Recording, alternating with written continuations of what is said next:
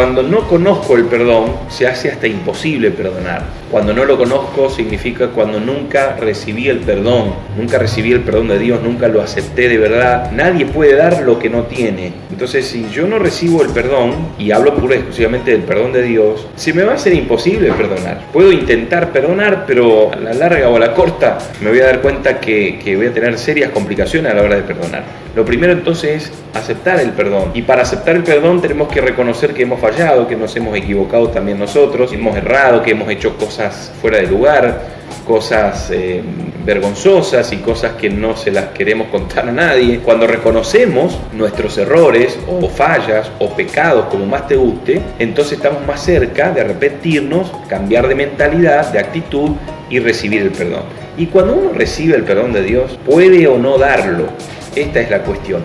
Puede o no transmitirlo. Hay gente que recibe el perdón de Dios y lo comparte, y hay otras personas que lo reciben, lo disfrutan, pero en algún punto se niegan a compartirlo. ¿Y qué sucede? Dejan de disfrutar el perdón que recibieron. Aunque Dios los perdone, ya no sienten el perdón, porque el perdón está de alguna manera condicionado a mi actitud hacia otras personas.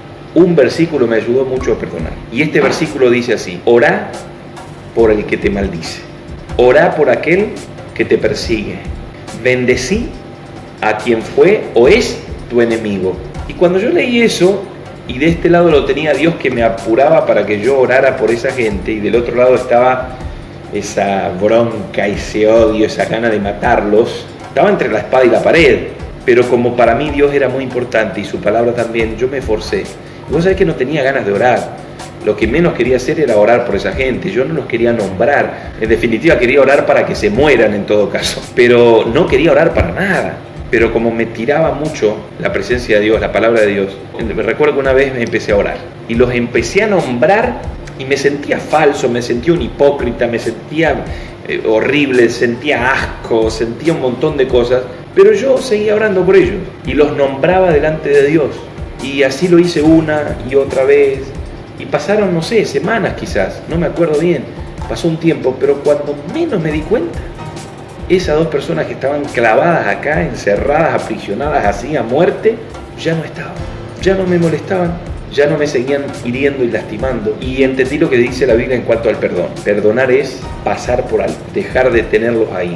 Quiere decir que ya no te sigan lastimando, que ya no te sigan hiriendo, que no te sigan haciendo lo que te hicieron, aunque esas personas quizás estén muertas. El perdón es vital para tu salud.